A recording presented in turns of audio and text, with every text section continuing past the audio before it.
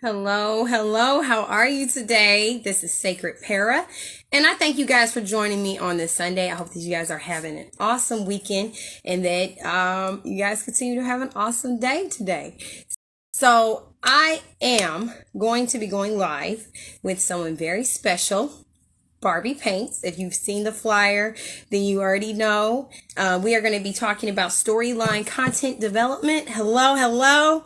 And I am just looking forward to you guys being able to learn more and be able to hear about how to really go even deeper into your character development. So without further ado, I'm going to call in Barbie Paints. And we are going to begin our live chat. So today is an awesome day for being able to learn more about storyline content development. Hello, Barbie Paints. Hello. Hi. How are you doing? Ah, you got Catalina with you too. Pretty got that here. Hello. Hi. Say hello, Oh man, how are you doing today? I'm doing good. I'm doing good. I'm Good.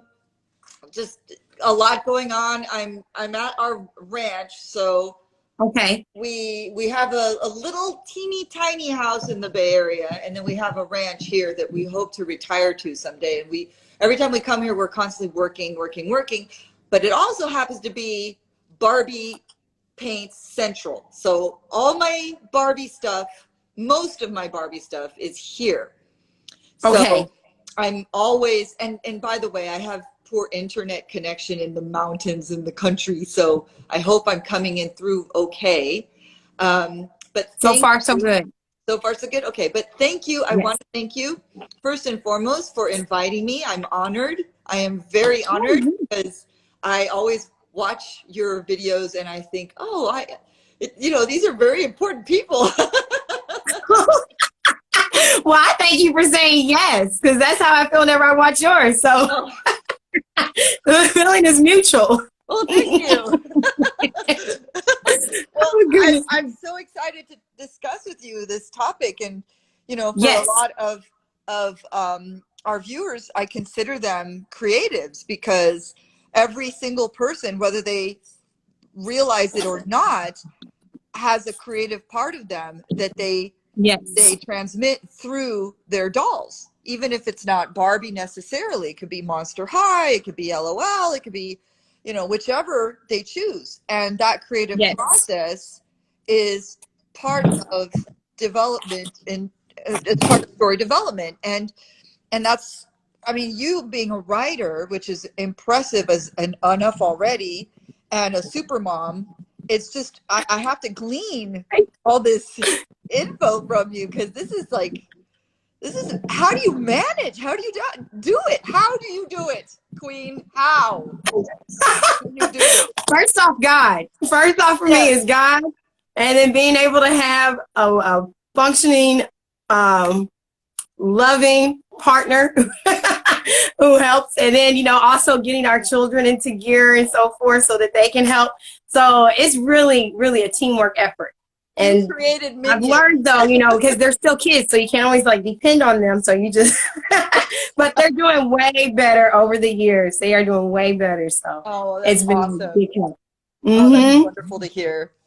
So, yes. Okay, so I'm going to let you lead this discussion since you Okay. are much more experienced and you have a plan, and I'm just going to go with it.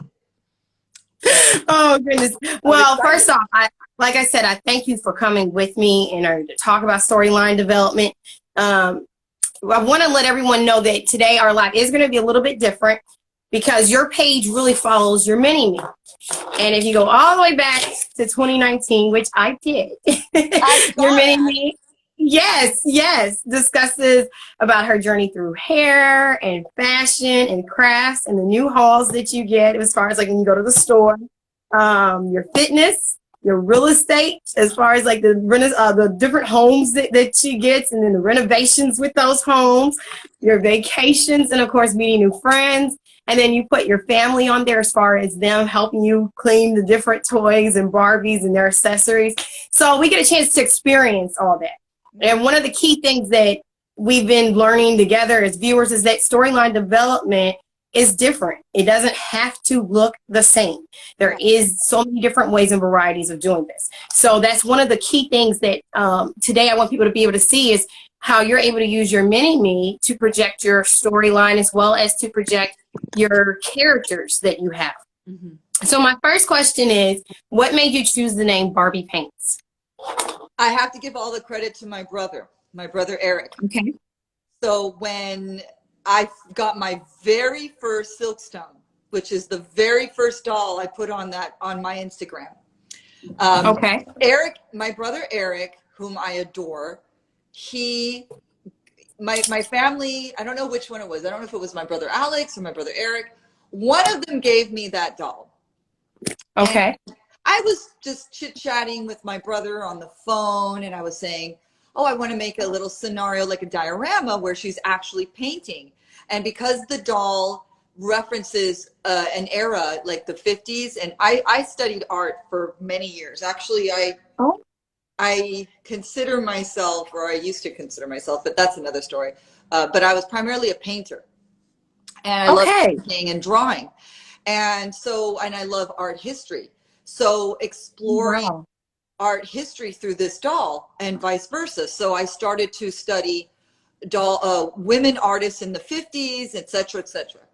And so I was talking with my brother, and he said, you need to make an Instagram. I'm like, an Instagram for Barbies? And he's like, yeah, you need to do that. And you need to call it Barbie Paints. And I went, okay. Wow. And it was really him that motivated me.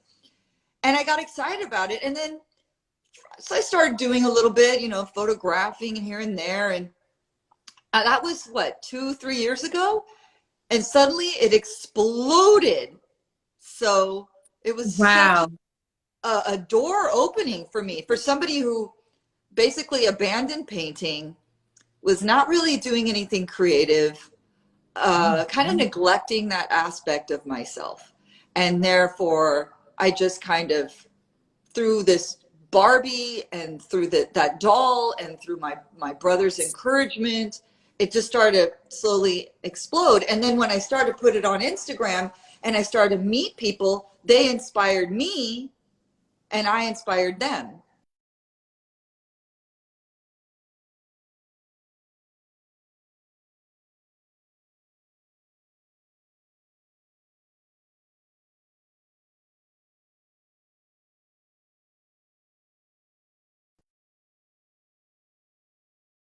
Having an issue.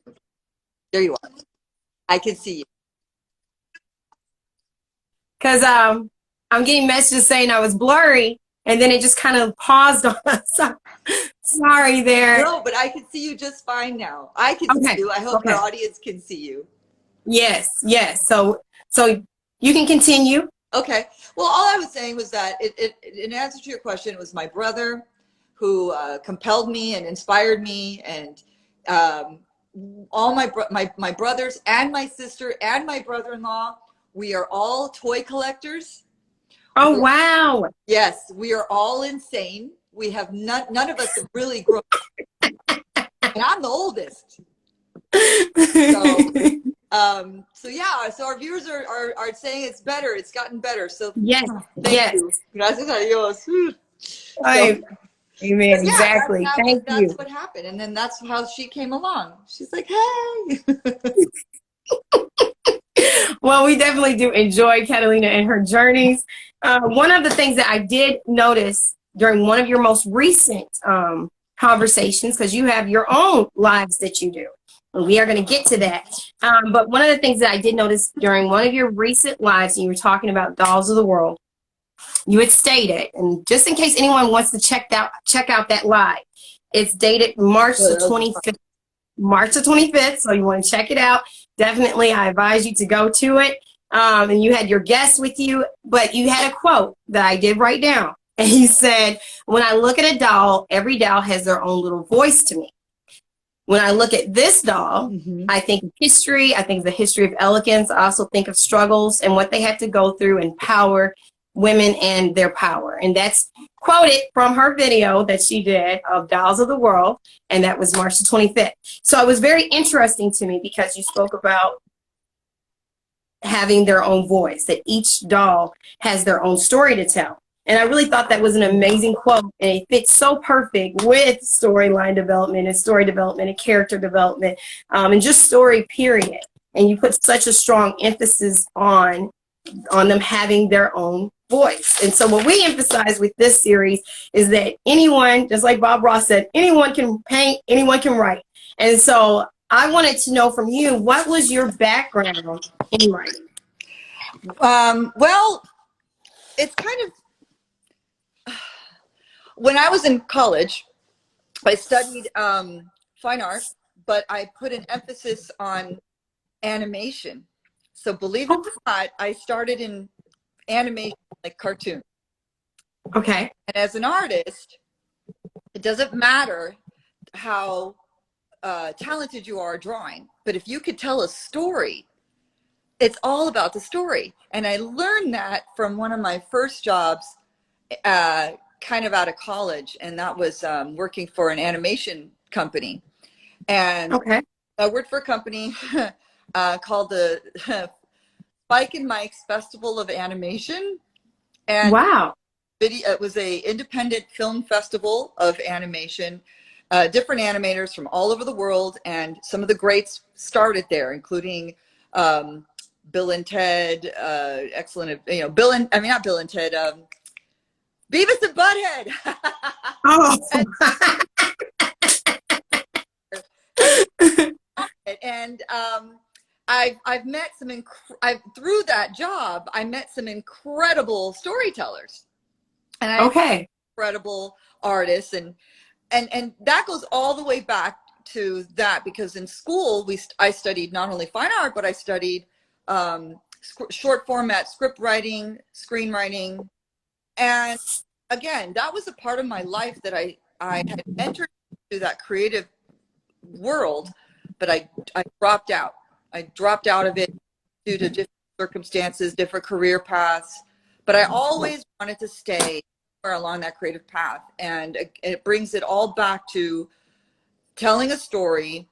And like you reminded me, and that is, to me, every character has a story.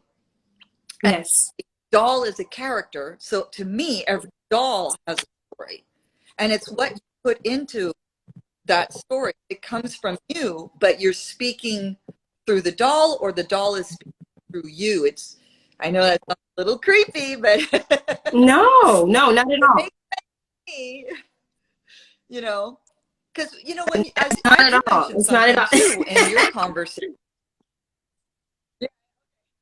Because I think sometimes, I remember you were having a conversation about your characters, and some of your characters, because they almost have a life of their own, you want to take them someplace, and hesitant sometimes to take them to that place, whether it's a dark place or a different path, and it's like the character speaking to you. And in a sense, it's kind of like that with a doll and a character. They have that parallel.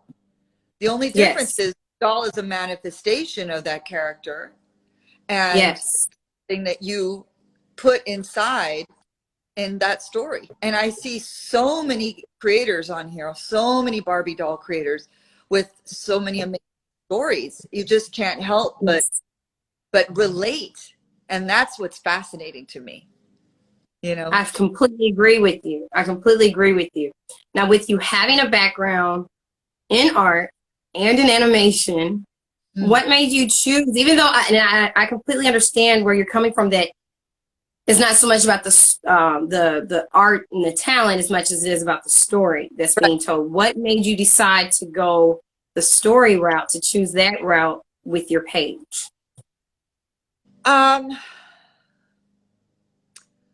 That's a very good question. I never really thought about that. These are good questions. Thank you.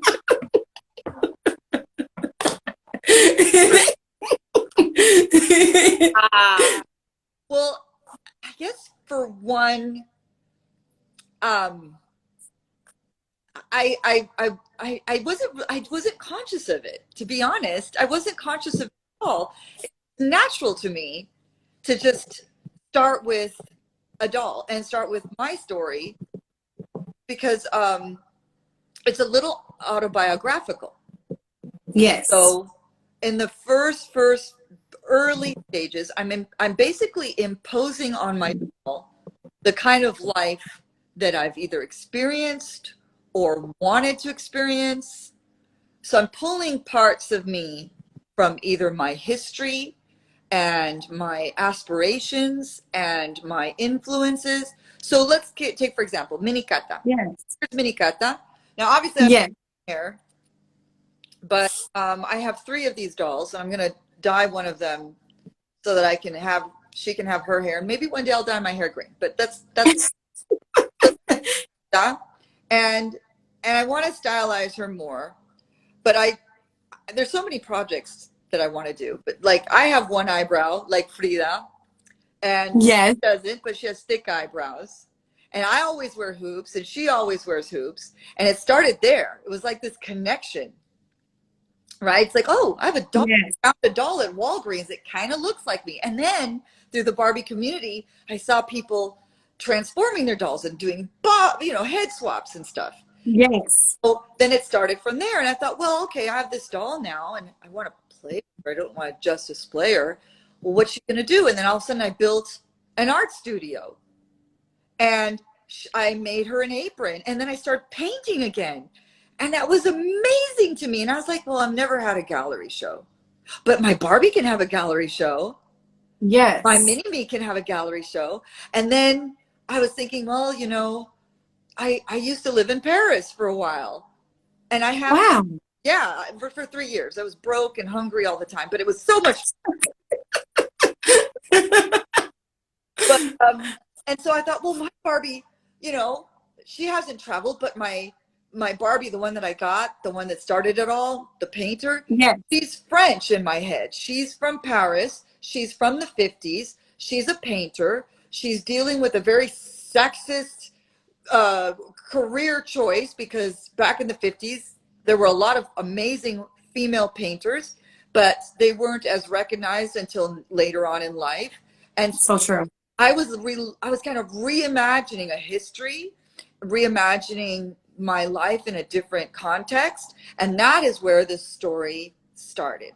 I guess that's Wow. the long version of the short of the story. I like that. I like that a lot.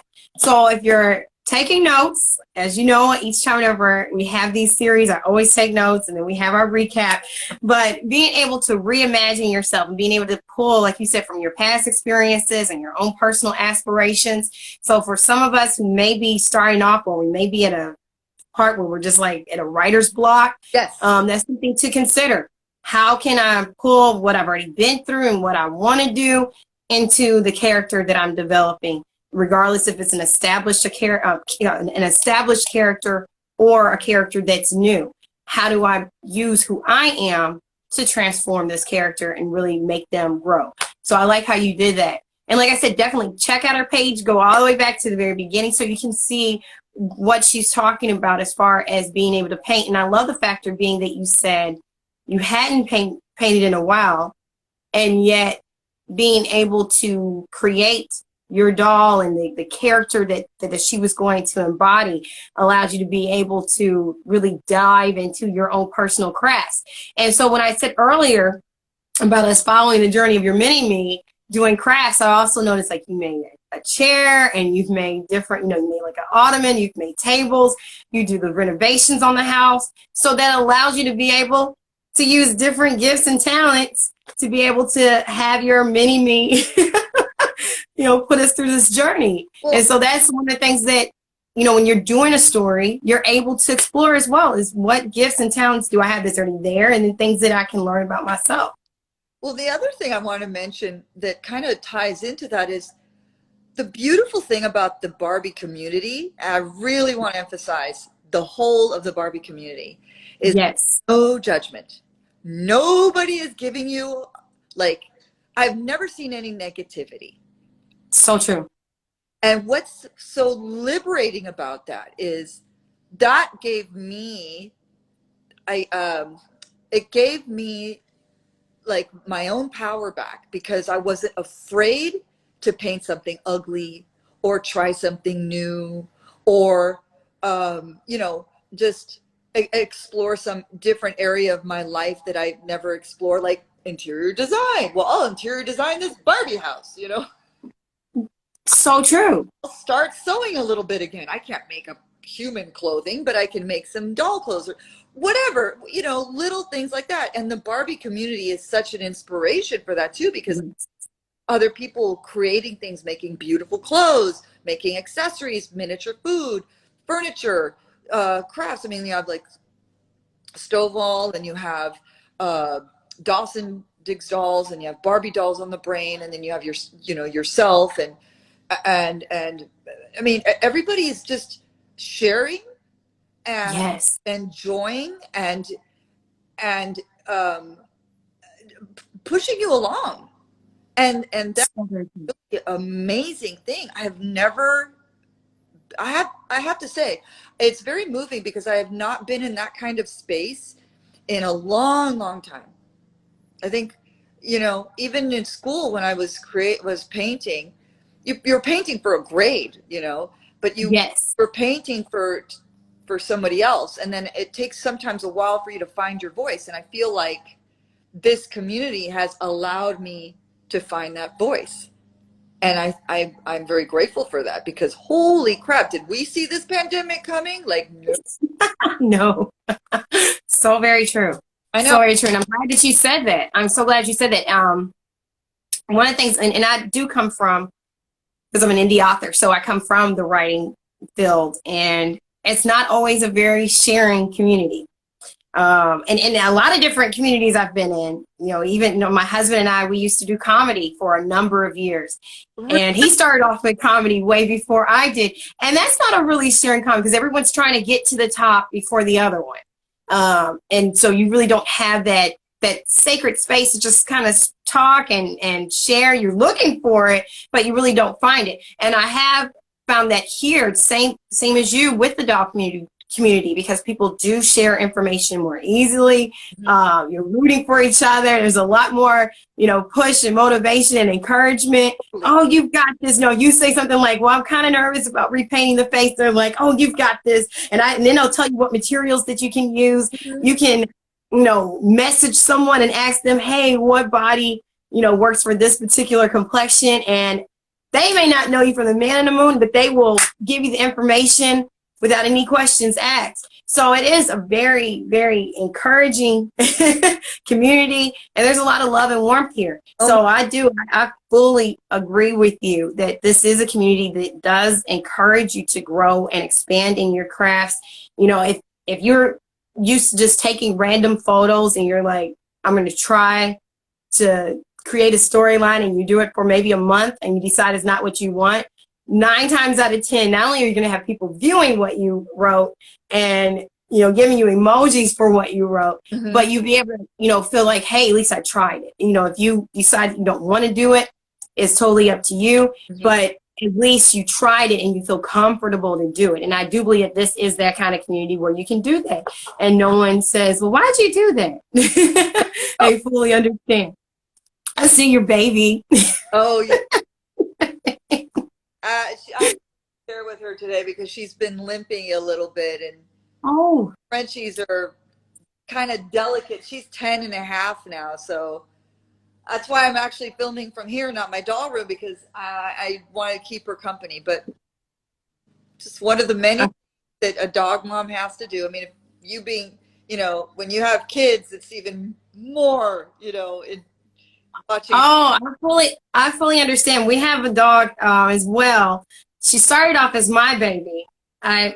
She's a Valentine's baby. I found her actually about 2 years before I met my husband. Found her outside my job where I was working at. And I saw her, she was out there in the snow with her little sister. Long story short, got engaged, got married, pregnant. I was like, oh goodness, this is just so much. At one time, didn't really think I'd be able to take care of her. So my mom was like, oh, well, I'll take care of her. We're all in one house, so we still all take care of her. But last year, because she is of an age, her leg, well, actually, we thought that she was going to, we thought that was probably going to be it because her leg had gotten damaged to where she was limping real bad. Mm. And we took her to the vet and they gave her some medicine and was like, they basically only gave her a few hours. And we were like, no, we believe Jesus. We believe in miracles. We believe in healing. She's going to be okay. And we just had to really work with her as far as having to, because she was just laying down. Mm. So we'd have to lift her up and take her outside and walk her and bring her back in. And it was literally just all of us working together to make that happen. And now she's, she still limps every once in a while. Well, she still limps, but then she'll be on all fours. So she's doing great, still eating. We were like, as long as she's eating and stuff and she's drinking, she's showing us that she's ready to keep on going. That's what we're going to work with. So yes. Yeah. So your baby's going to be just fine. You just keep on. That's what they want. They just want to be loved on. And they're a special part of our hearts, so yeah. Yeah.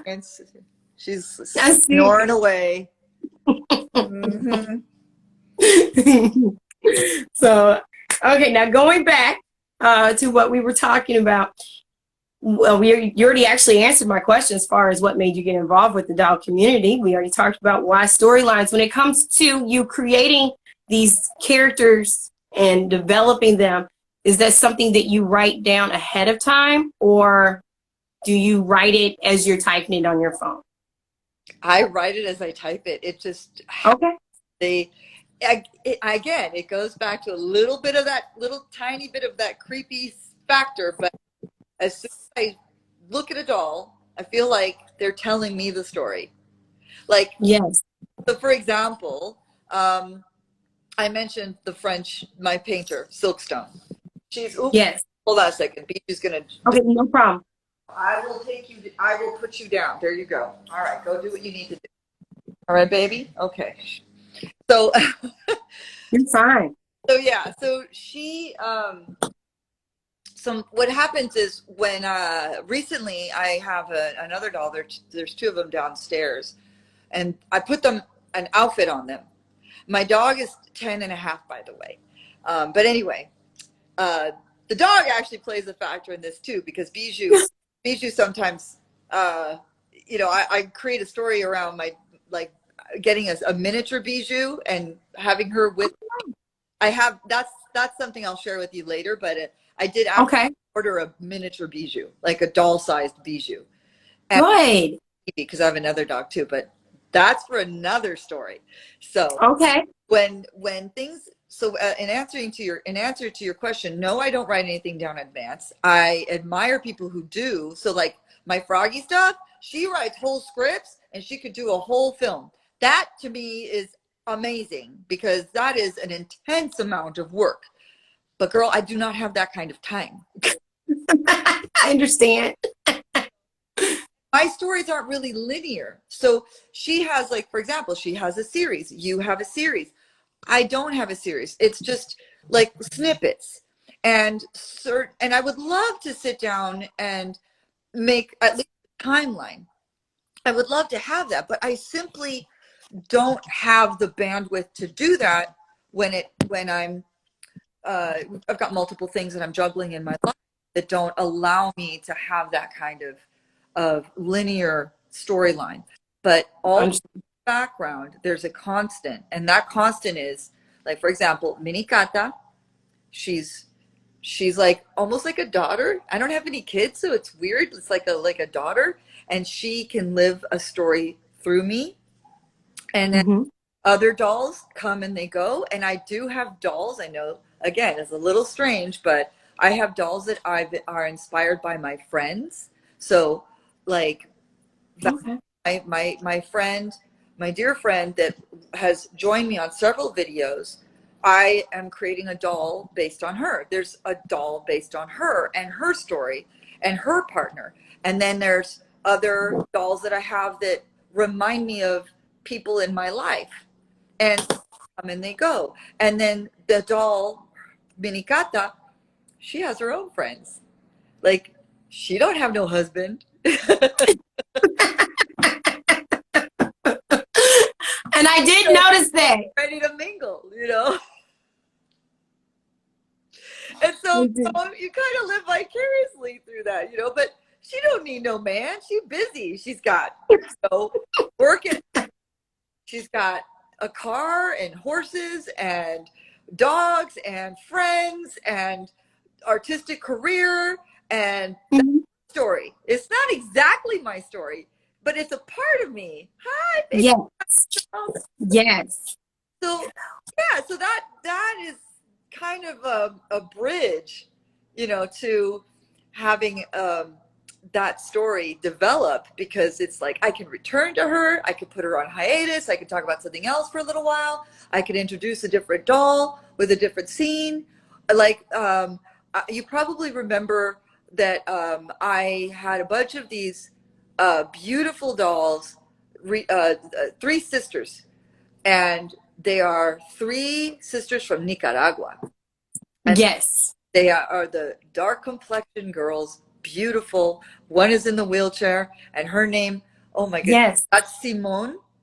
Simone and her sisters. Oh my God, I forgot. But there's like a family, and they have their own story. And then Simone, Yes. you know, has a, an admirer who's a writer, who's a ranch owner, and he's a professional horse trainer, but she's in a wheelchair, and he's trying to get her to have courage to get on a horse. That's a whole other story. And that's something Yes.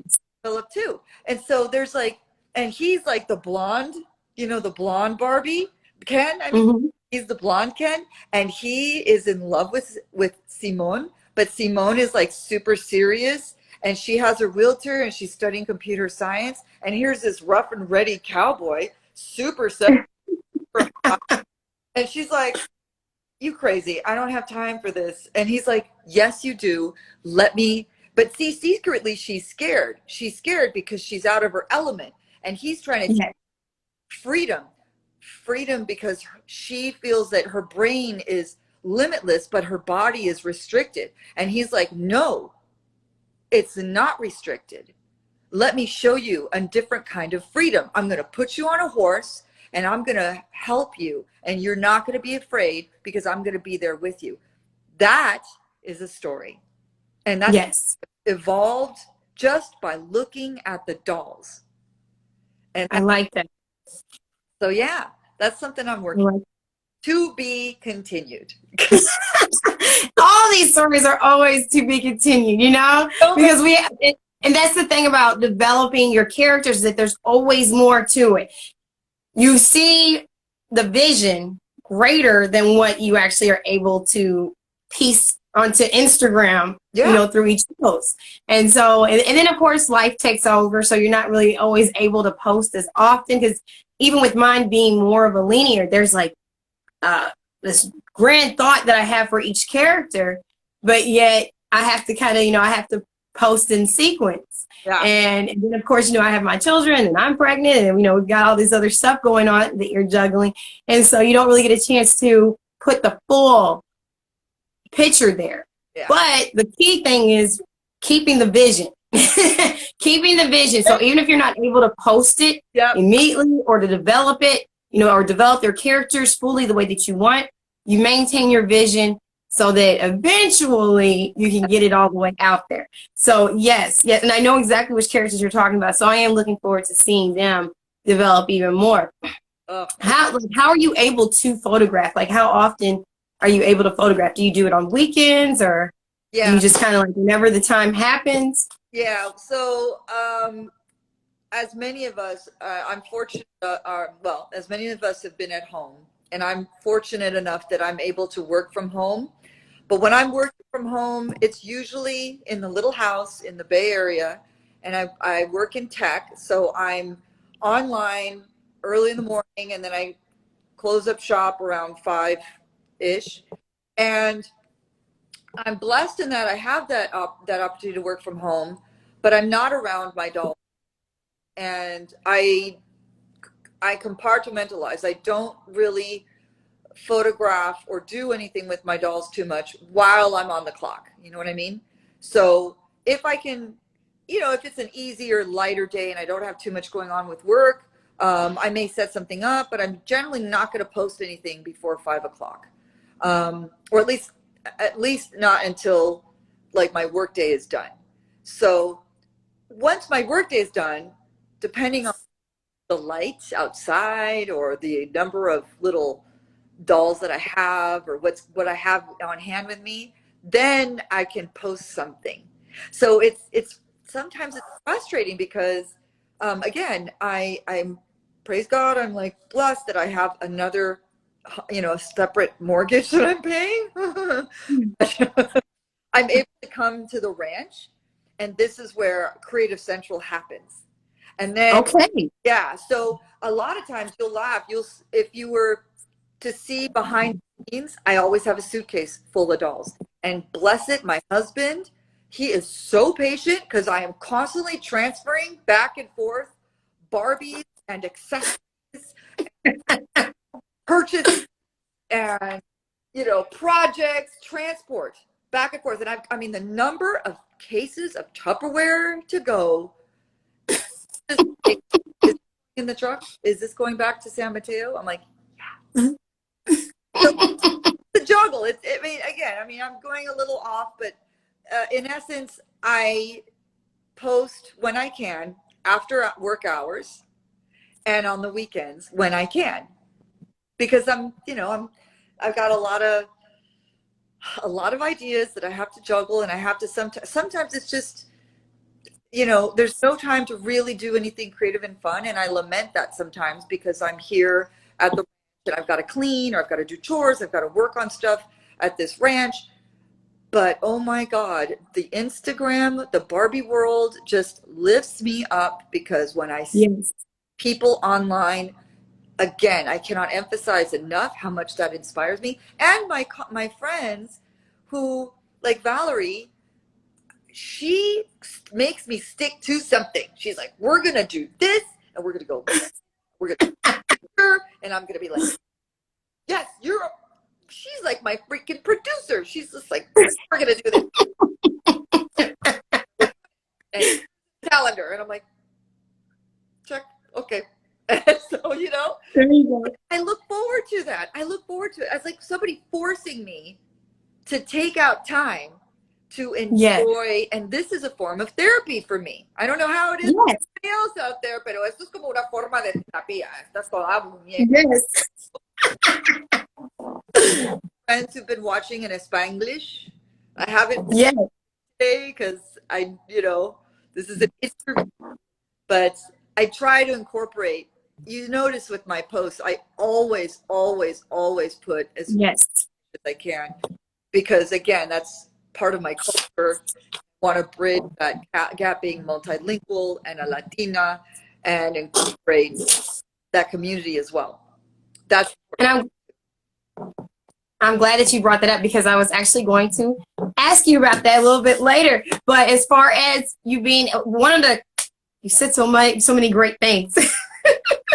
Let me go ahead and talk about the factor being that you do incorporate your culture into your posts, which I believe is very, very unique and very awesome, because now you're touching on so many different dimensions of who we are as ethnic people. Yes. And so I enjoy that you don't let go of that. You always make sure to incorporate that. And then you also, even when we talked about the post that you did recently with Dolls of the World, you spoke about that, and you had the Amazon Barbie. And so you talked about how that was, related to who you are. So definitely, anytime that you guys catch her live, you're going, and even with a regular post at the very bottom, you're going to have written in English. You're also going to have it written in Spanish.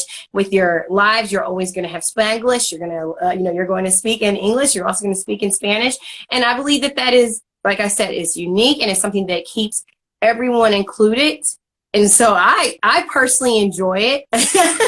And I think that it is something that, I would definitely say to continue to keep doing, because it is something that that's needed.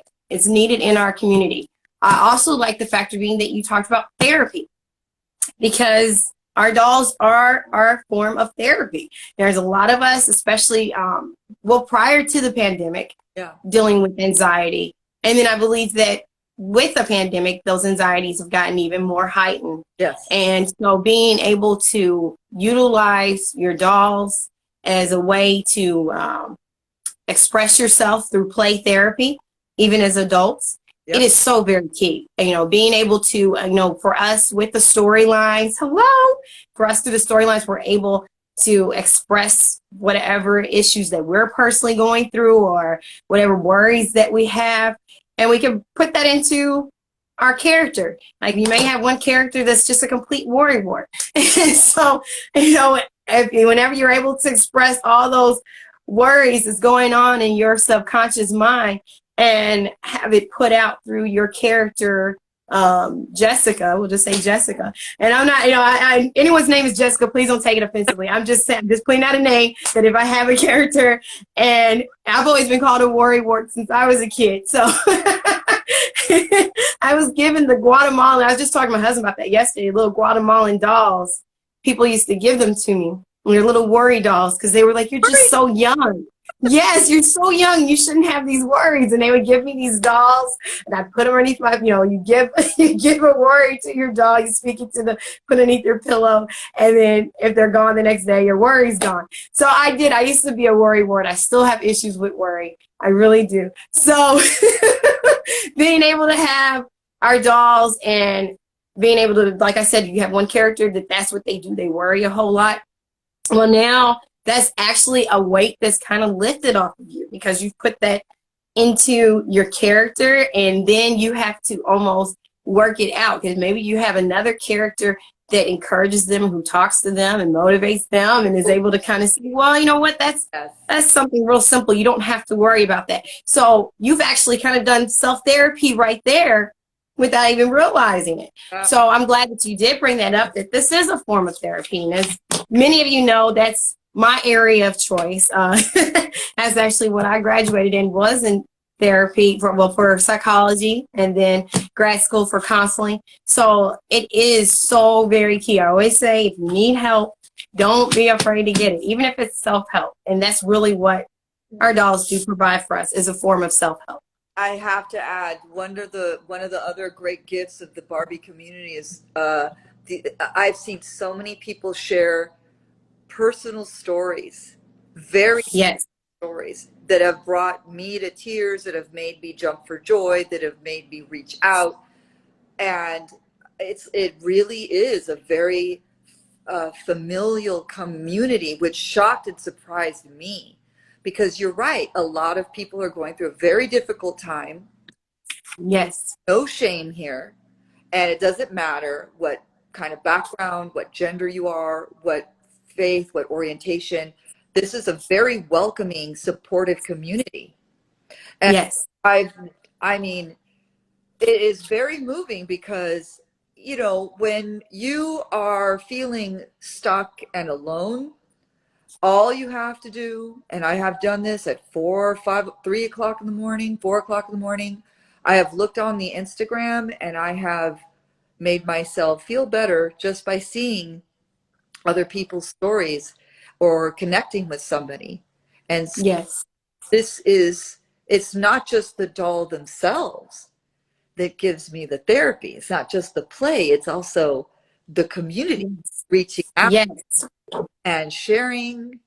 And, just to turn the camera on you for a moment, you made a very poignant, beautiful, thankful message like a week or so ago. And it touched my soul, because, and I'm not exaggerating, because it made me feel such a tremendous amount of gratitude and love, because I know that, when you are put yourself out there and you're vulnerable, and you get lifted by other people in our community, yes. it helps you so much. There's just so much weight, there. You feel like it's not all on your shoulders. Someone there is there to support you. And Yes. that's amazing. It's a beautiful thing because I can't afford therapy. Are you kidding me?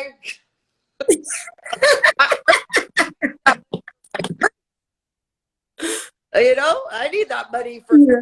buying some shoes for my dolls. Can't always think of myself. So Like that you said that. But yes, that going to that video, I really just really, and I still am so very touched. And in fact, I received a package yesterday from One Broken Waffle. She was like, I have something I want to give to you. And, and she ended up sending me some food. So actually, when I get done, because I don't want to interrupt our live, but I wanted to showcase what she had gave. Yes. But yes, it's just, there is such a love in our community that even with our own family, we don't always feel. And especially when we start talking about doing dolls and stuff, and it's like, oh, wow, that's really, I knew you were weird. So, so, you have some people that may, distance themselves even more. And so, being able to have that feeling and that warmth that comes from people who are just as creative as you are, just as unique as you are, just as maybe quote unquote weird as you are, and you have an understanding together. That's why when we talk about hearing voices and hearing our characters, I don't take it in an odd way. Now, if we say that probably outside of this platform, people would be like, oh, okay, yeah, there's something wrong with you. yeah. But this platform is completely understood, regardless if someone's doing fashion with their dolls or doing art with their dolls or random pictures with their dolls, storylines with their dolls, whatever it is understood, because I'm not in the fashion realm, but oh, that's cute. But I would even imagine that with the fashion, you kind of have to listen to what your dolls want to wear. Yeah.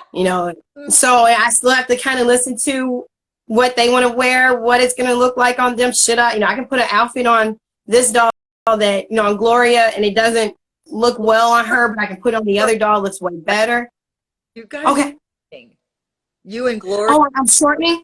No, you're twinning. Like, yeah. matching. We almost are. I have like the flowers on mine, but yeah, we kind of are. This right here used to be my mom's shirt from the 70s. She used to have a caftan, and that was, yeah, she had a caftan in the 70s. It was one of the few items that she kept, and then I wore it. And I wore it out. Like, I used to wear it to the clubs and wear it here and wear that. Yeah, I loved it. And I wore it while being a mom, and just, over the years, it started tearing. And it started tearing real bad. And she was like, just throw it away. And I said, no, because that's sentimental value.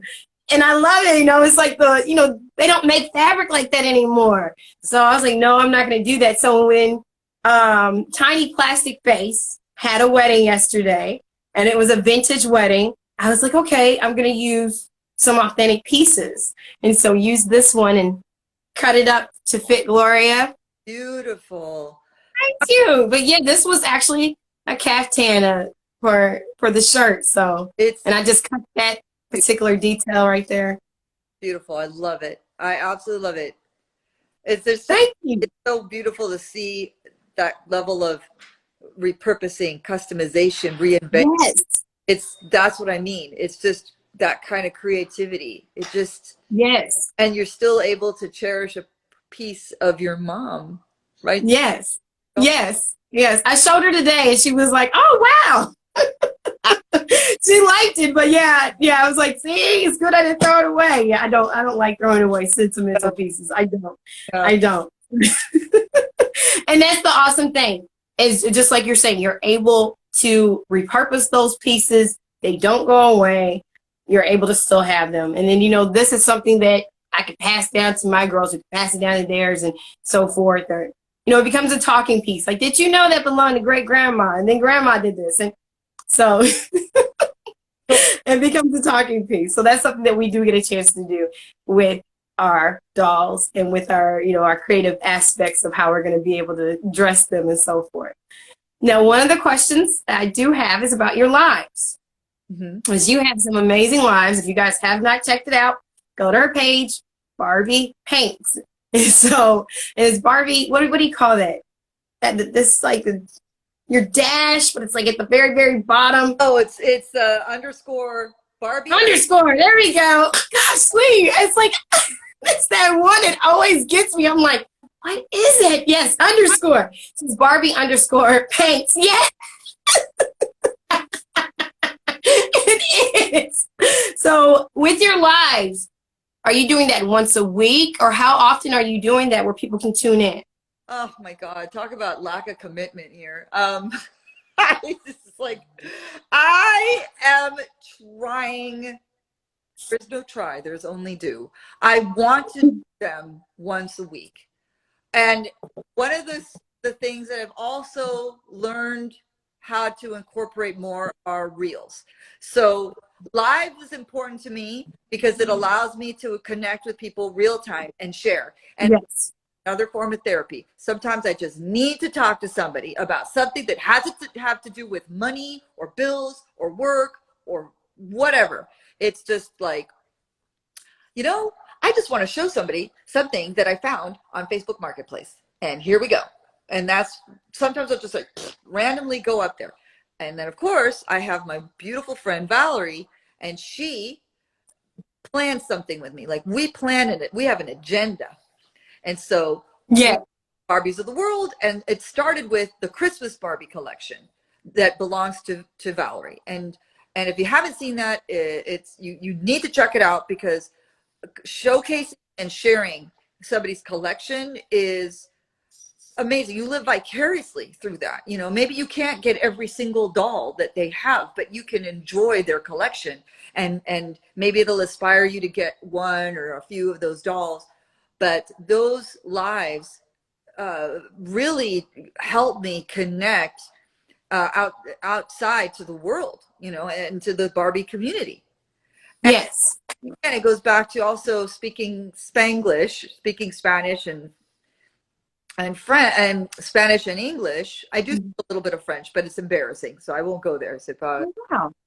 But anyway, but in other words, it allows me to connect to my to the Barbie community that maybe only speaks Spanish or has some understanding of English, but they feel connected as well, and they want to know what's going on, here in the States, and Yeah. brings them in, because it's still a familia. It's all about familia. Yes. Barbie familia. Yes. Yeah. So those lives they've also taught me to break a little bit away from my shyness and my self-consciousness. You get a little self-conscious. You're like, did I say the wrong thing? Because I've done that. I tend to babble and then I don't finish a sentence properly and I screw it up, and it can be embarrassing and it can be a little intimidating because the person, I have so much I want to say, and then when you speak a language and you two languages, and then you're trying to complete a thought, and then I wind up rambling, kind of like what I'm doing right now. No, not at all. Not at all. If anything, I believe what you're doing and what you're showing us is about the importance of being a bridge. And so for me, that's something to, really consider with how we do what we do with our page.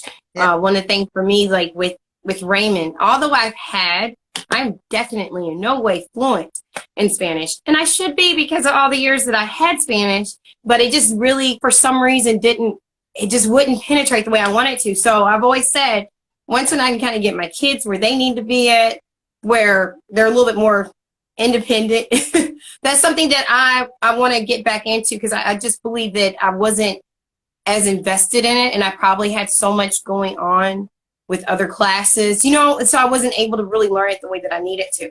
But I believe that it's so very important to make sure that we're being inclusive. And so that's one of the things that that I try to do with Raymond and his family, is to have them there as far as showing inclusiveness, because it's important. It's really important. Because I saw a commercial today. Yes.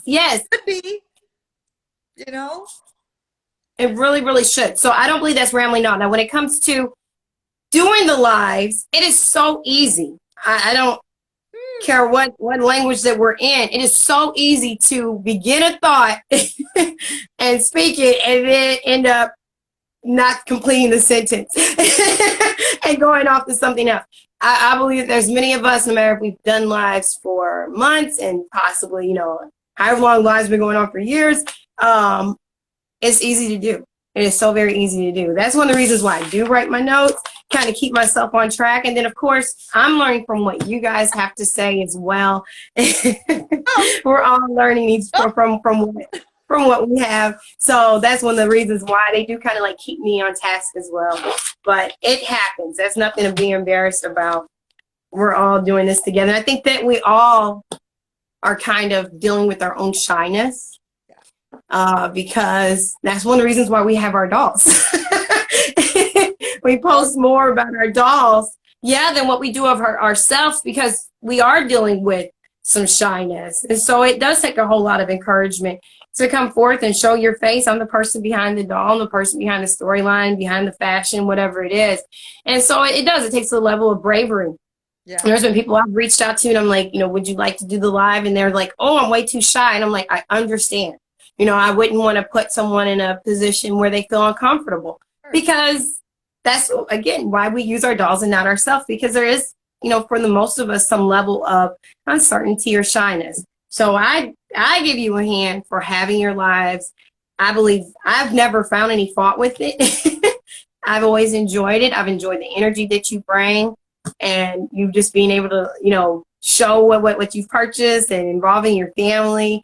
And then whenever you have guests with you. So it's been enjoyable to me. And I look forward to the rest of your lives that you have coming. Now, really, we're getting close to the end, but I would like to know, where do you get your storylines from? Well, I think, it just kind of goes back to pulling from my own experiences and being inspired by a story I would like to see. And finally, just, I don't know, divine inspiration. I don't know. I do. I like that. I believe that divine inspiration is very important, because whenever we allow ourselves to just kind of be led on the storyline, even the character, you'll end up relating to people that you didn't even know that was what they were going through or anything of that nature, just because you just allowed that character to develop on his own without forcing it. Right. So I do. That's really what it comes down to. I mean, the character, like I mentioned earlier, Simone, and she's from Nicaragua, is actually one of my closest friends is from Nicaragua. And you would consider her Afro-Latina. Okay. Her daughters, she has 2 daughters, and then she has three sisters, and it started from her. It just really started from her. Like, I have a doll named after her, but I imagined this doll being one of her extended family members.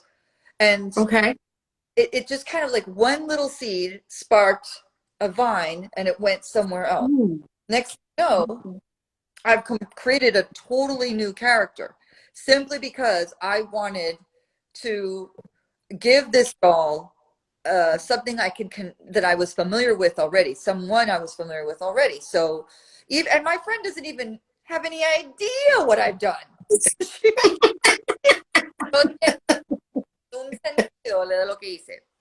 So she knows I like Barbies and I have Barbies, but she has no idea that I got this Barbie and then made a Barbie after her. And then next thing you know, I've created an entire family around this Barbie. And then I've got another doll that I call Maite. And Maite is a character who is from Cartagena. And okay, she's Afro-Caribbean, and she is stunning, but she reminds me of a matriarch. She has this face, this particular fashionista doll. She's the one that has like the light-haired like braids, very long. When she came out as a fashionista, she had a red vinyl skirt and a rocker type top, Yes. her body and put it on a made to move. And then I made her this dress. And the dress reminds me of the time when I was in Cartagena. And it's beautiful. Like I made a little like a shimmy top like this, a little off the Okay. little ruffles. And then I made her a like maxi skirt and gave her sandals because I didn't put her on a made to move. No, I just kept her that way. And anyway, I put her hair back, and to me she looked like a matriarchal type of doll. So long story short, they just, again, they come from different parts of my life. I went to Cartagena. I know this name, this name that's typical of that region. It's Maite. Then I think of Maite and this doll, and it suddenly just spoke to me. And next thing you know, Maite is like an auntie, and she owns a cafe, and she is the great aunt of the dolls, Simone and her sisters. And that's what happened. That's another story. And it just I, evolves from there. I like that. So really for you, with your character development process, it comes from you looking at the dolls. Yep, absolutely. And then being able to form the story that way. They talk to me. They tell me. I know. Weird. Loca. No, not at all. Because actually that was my question, was because you did state in your IG that when you look at the doll, every doll, and I love that, every doll has their own little voice. So I was wondering what your process was, because someone else may be, they may have purchased one doll, or they may have 15 dolls around them, and they're saying, how am I going to develop you? And so that was one of my questions, is how do you hear their voice? And you said basically you look at the doll, and then you let them kind of speak to you, and then you restyle them with their fashion. Sometimes, and then that kind of brings out the personality more. Yeah, sometimes it's the other way around. Sometimes I put a style on them, and something just it just arrives. Like I said, I made this little outfit for her, and I thought she looks like a Maite. She looks like an auntie. She looks like she owns a wonderful, thriving cafe in Cartagena. And again, what have I touched on? I have touched on the clothes. I have touched on the culture, the culture of Colombia, of a particular region, and I've touched on a heritage that may not be exactly my own heritage, but it's connected to somebody I know or somebody I would like to know. And the doll, exactly, Dorothea, the doll's story. It's the most amazing, miraculous thing. And if I showed you Maite, you would see what I mean. You're like, oh my God, that's Maite, And yes. Songs. There's even songs that sometimes pop in my head. And this song is kind of like tells me who she is. So I hope I don't lose you, I'm going to take you downstairs really quick to the doll room. Okay. As we're speaking, just to give you a visual, because come with me to the doll room. We're now descending. So take you down here. So that I hope that helps answer the question, because there's so many layers, and I agree. It's kind of a challenge sometimes to describe what you're thinking and what you're feeling. So when I take you, let me take you to the workshop, which is always a total mess and a disaster, but let me show you who Maite is to give you an idea of what I mean. I've never actually photographed her before, so here's her grand entrance. This is Maite. Oh, wow. So Maite has this maxi dress that I made and this little top, and I gave her some pearl earrings. She's very regal, and I just put her hair back like this. And when I did that, she just spoke to me. She just kind of like, yo me llamo Maite, and I have nieces, and I take care of them and I put them to work in the cafe and I teach them, you know, how to run a business, and then they can go on and do something else. Literally, that's just pops right out of my mouth, like my head. It just, she told me. I didn't tell her. She told me. Well, I'm telling you, well, it's not weird at all, but I can definitely see that she is Mate, and I can also, I mean, like, you took her and just totally restyled her, because I remember what she looks like as a fashionista, Yeah, and that's her. she looks beautiful. You did an awesome job, you Thank know, as you. far as listening to her and restyling her. She looks great. She looks Thank you. great. So I understand. And one of the things too that I'd like to bring up before we end, because I do have Yes. one major question before we end, but another question that I do have is, my goodness, oh yes, how all of your women characters that you have such strong personalities. Now, one of the things that really just made me just like stick on your page on the level that I do is when your husband got bit by a snake. Ooh, yeah. Last year. And you have to go back to the story, you know, to her. And this is literally what happened. You know, your husband got bit. And when you had said that, like, you know, I can only imagine what you felt like. Because that right there was just extremely scary. Yeah, and again, I One have of to the things say, that I thought was just so kick butt about you what? is that, yeah, you went back to the ranch and you killed the snake. And then you posted part of the body on there. And I was just like, yes, I would have done the same thing. Like you did something to my husband. I got you back. And I loved it. I loved it.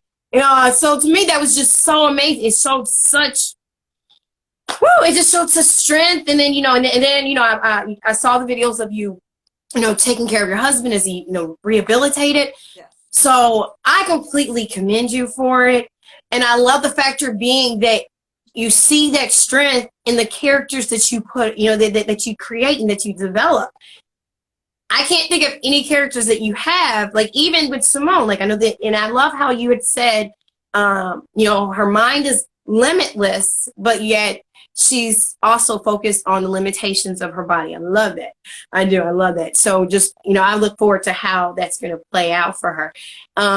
But still, she's a very strong character.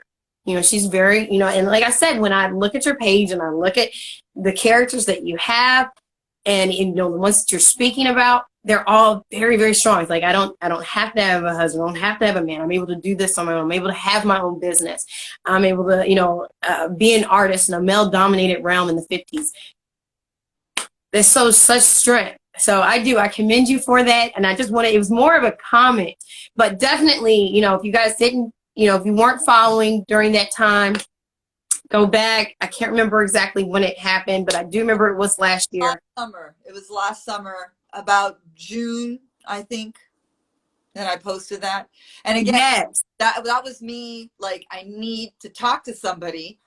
I'm going to make a live. I'm going to put myself out there because I was on this perfect roll, like posting and enjoying things, and all of a sudden this happened, and it just took me by surprise, to say the least. And then on top of that, how do I process this? And then I'm not going to be posting that much because I've got to focus on my husband and him heal and take care of him and the house.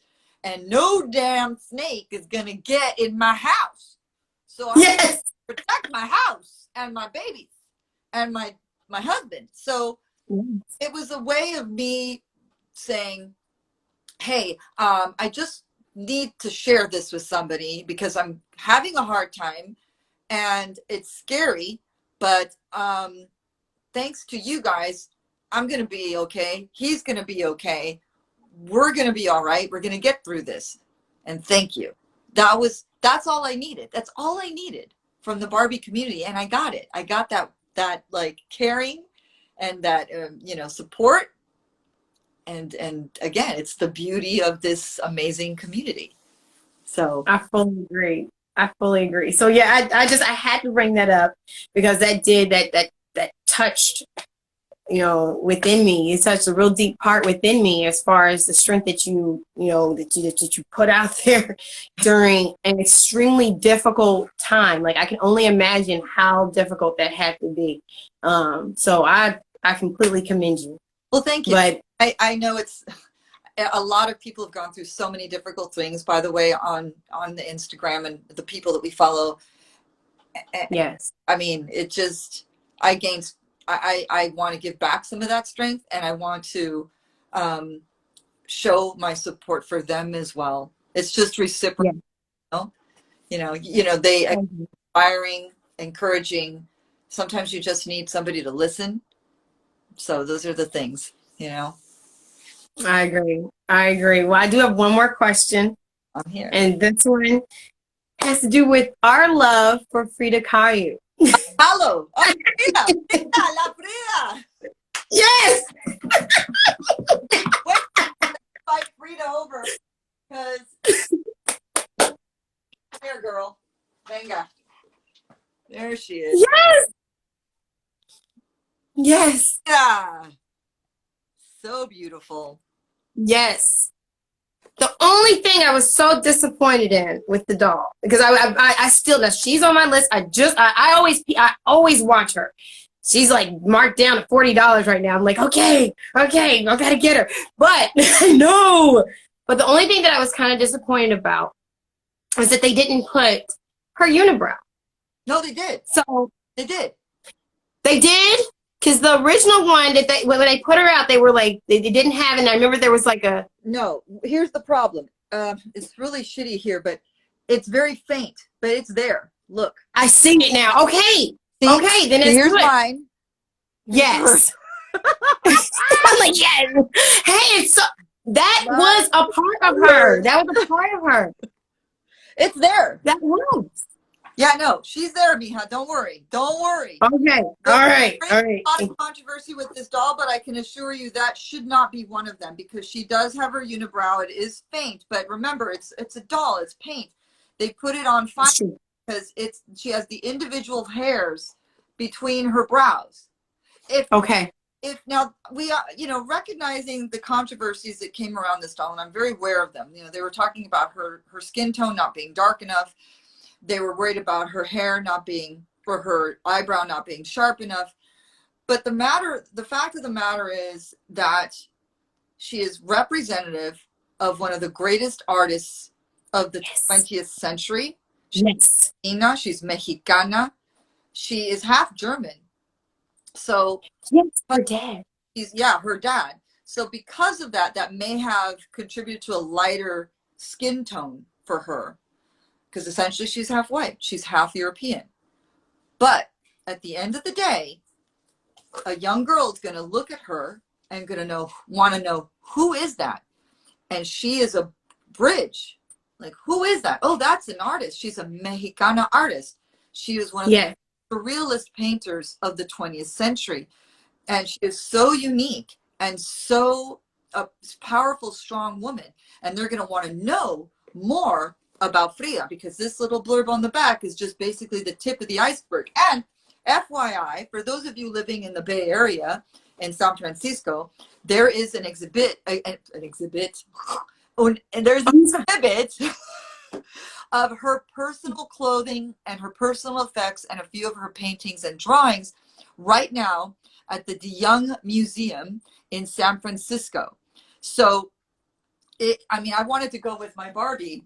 I really wanted to take Frida because I wanted to, but you can't take pictures inside the exhibit. But this doll is very important to me, because as a person who has gone through some similar struggles as she has, and by that I mean I was in a car accident in Mexico and things, and I couldn't walk for 3 years, and that's a whole other thing. I'll get into that later. It's not about me. It's about Frida. This doll, this woman, is an inspiration because she helped me get through that. And as somebody who is also a Latina with one eyebrow, who's painting and has gone through some trauma, but thankfully did marry like a cheating husband. But the point is that important doll. And she has one eyebrow, just like me. And yeah, so chill out, Selma. Selma Hayek, if you're listening, it's okay. Like her. I know. Muy importante para mí, esta Frida. That's all I said. So there. Yeah, I know that you love her. Anytime you want to talk to her, I am here for it. Anytime. You know, I just stop. In fact, can I just say this? Yes. One of those lives that I want to do in the summer, I want to showcase a live specifically about women artists. And that is going to be something I'm planning for the summer. So Val and I, in case you're wondering, Val and I are going to be doing something very special in the next coming month in May. Okay.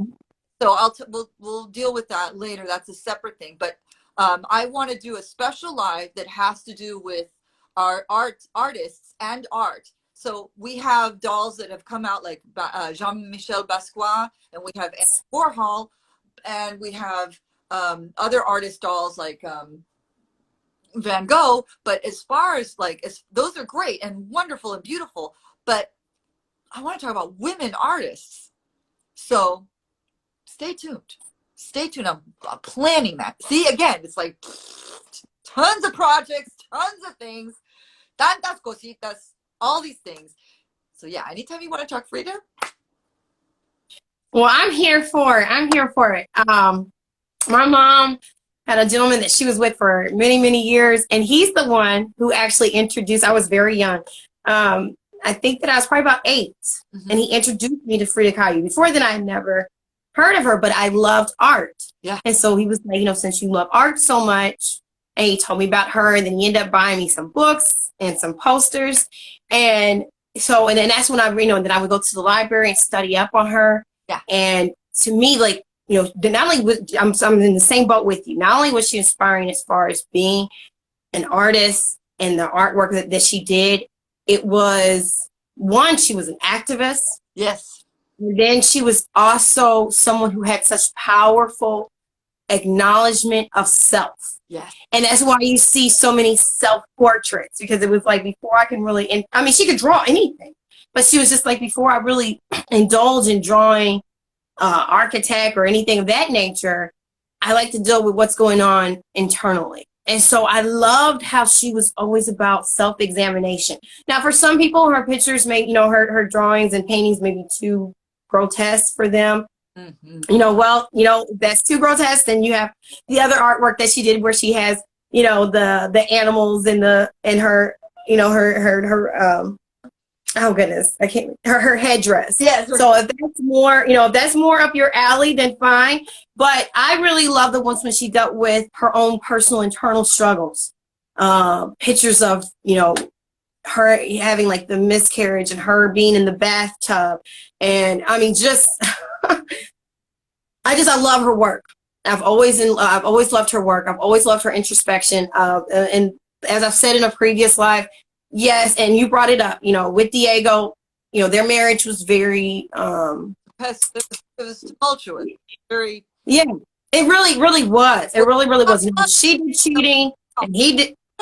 Yeah, he did cheating, and you had like this huge age difference.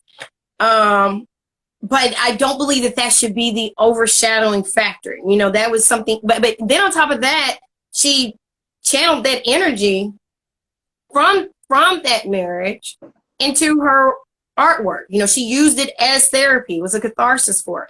So once again, that's, and we talked about therapy, taking what you have going on in your life in the past, what's going on right now, and using it for your work. And so that's what Frida did. That's why I said I'm here with you on it, because I really do. I love me some Frida.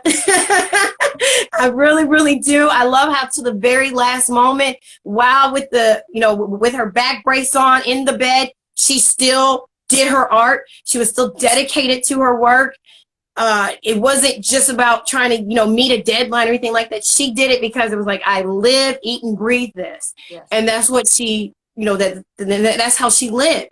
And it's amazing to me because the car accident that I think she was on a bus or a trolley when that accident. Yes, yes. When it took place, she was so young. Yeah. And so she lived with this degenerative spinal cord issue all of her life. Yeah. But she never let it stop her from being the artist that she was and that she still is. So incredible. Yeah. Incredible woman. Helped me get Yes. a lot of stuff, back when I was younger, and I had my own car accident issues, but that's for another day. But I feel you there, because when it comes to having, there's a cult status about her right now, and it's never wavered. I mean, ever since, like, I think in the 90s, she started getting more and more popularity, and people were using her image on everything from fridge magnets to T-shirts, and Barbie comes out and everything, and there's just, that's the impact that this woman has. She just totally just ripped open her soul, put it on paint, and as a woman that used to be like looked down upon, you can't, women are just too emotional, they're too this, they're too that, and here she was, just didn't care. It's not about,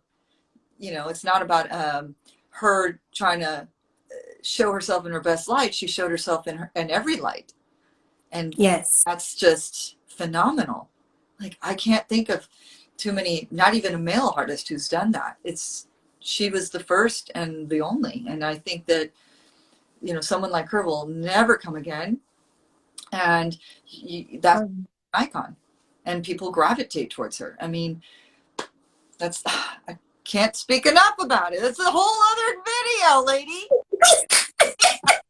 It is. So how do we tie this in the storyline? Because Frida herself, just like we're saying, she took her story, and it's always good. I'll bring this up before I digress. It's always good to have some type of mentor or someone who inspires you, someone who's alive or someone who's passed, to kind of help you to maintain your energy and focus as an artisan. Yeah. And just like you said, you had an accident, and then a car accident, and you weren't able to walk for 3 years, which blows my mind hearing you say that. But then you were able to pull inspirational strength from her story and her trials and how she was able to overcome it. So it's important for us to have someone in our mind that we picture who can kind of lead us as we create our stories, as we create our characters, as we're going through life and our obstacles. It is so very important to be able to have a mentor, like I said, regardless if they're alive or if they're someone who's passed, who can really lead you and help guide you as you're going through your own issues. Because her story is very inspirational. So if you have time, I would say really study her. Regardless if you're a male or female, really study her, and go beyond just looking at the artwork, because her artwork is very detailed, but really looking into her story and how she was able to take her pains and her struggles. I believe at one point of her life, her sister had even been with Diego, and she still had a love for Diego. She still had a love for her family. And because she knew what a dog her husband was. Yes. So it took advantage of a vulnerable situation. And I mean, that's just tremendous fortitude. I mean, on Frida's part, I mean, just that level of forgiveness. Yes. I mean, forgiveness is very powerful. I still struggle with it. I want to vanquish all my enemies.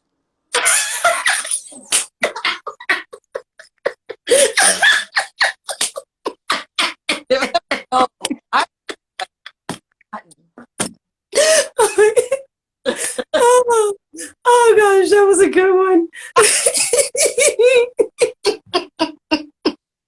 right. Am I taking up all your time, Miha? Because it's like no. You're fine. You're fine.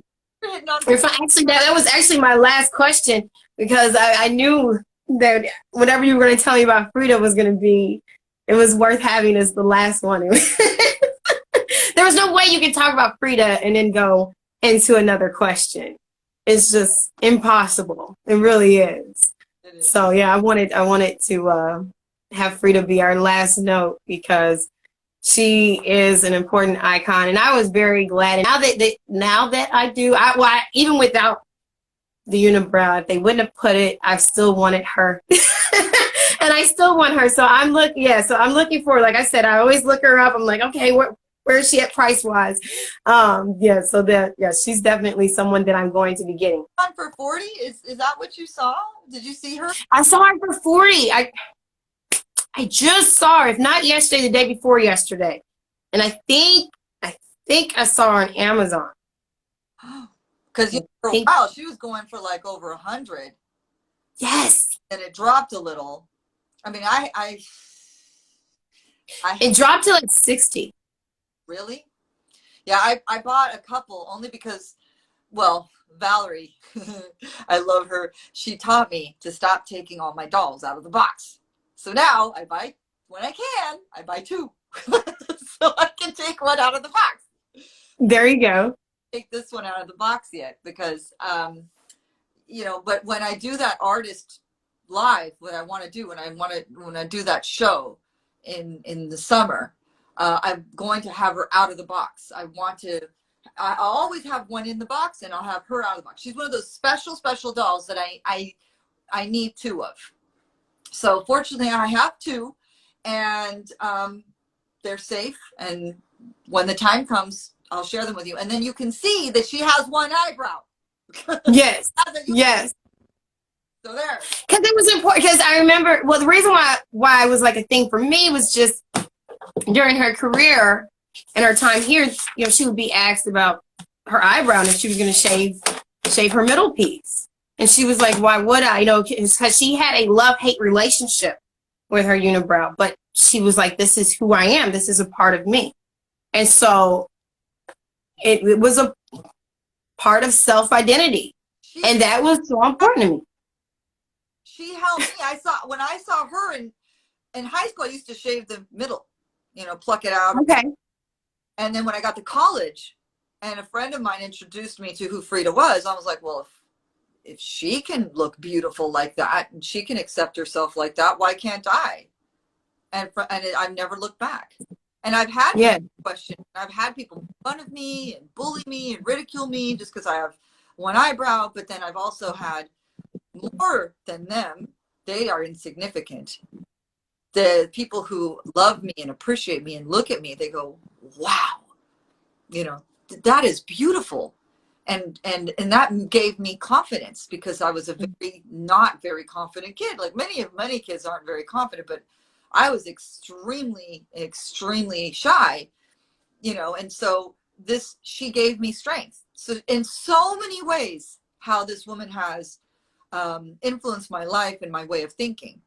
So yeah, beauty is such I don't know. It's such I don't have the correct words for it, but it sounds cheesy, but when you love yourself and you accept yourself, that beauty comes out more. And then that I've seen beautiful people who are really ugly because their personalities are horrid, Yes. So to me, that is, as you say, in the eye of the beholder, right? Yes. So anyway, you know what? I'm with you. I'm with you. So once again, it is so very important for us to be able to have our different mentors who are either here presently or who have passed, because just like you said, there's so much that we can learn from them. And it's really what I have found whenever Mattel does make a doll that is of someone that we have on our list, that we really do aspire, that inspires us. It's almost like being able to touch them. We may not ever physically meet Frida. It would be kind of impossible right now. But whenever you're able to have that doll, it feels like you have a piece of her, and it's really important. It is. It's a sacred thing. So I agree with you wholeheartedly that it is an important thing that they did create her. And just like I was that little girl that was being told about Frida, when another kid, just like you said, sees Frida and they go, well, who is that? That can inspire them to become an artist, an artisan, or whatever they desire to be. You know, like, if they decide, hey, I want to be a chef, or I don't know what, I want to be a president, whatever it is, they now are able to find that strength that she had to be able to keep moving forward. Well said. Well said, Yum. Well said. So I thank you for letting me take up your time today on this Sunday. And for everyone who has joined. A pleasure. It is a gift you've given me today, because, you know, we all get into funks, and I've been in a funk, and now I'm like, I can face the day. I have something to look forward to, someone to look forward to. And thank you again also, and to all those people who viewed us and stuck with us this time. Thank you so much for being here. We did have to do a quick change yesterday from the schedule, so I thank you, because I attended to my family, and I was able to get that done, and I would not have made it back here in time. And so, especially, even if I had, I wouldn't have had the energy, because, you know, family there's a lot of energy. You know, but no, but thank you again, mi amor. Thank you so much. Thank you to everyone present and who is part of this special show. I mean, what you do for the doll community, Sacred Pera, is extremely valuable and beautiful, and I appreciate you. Thank you for that. Thank you. Oh, thank you. I appreciate your words. I do.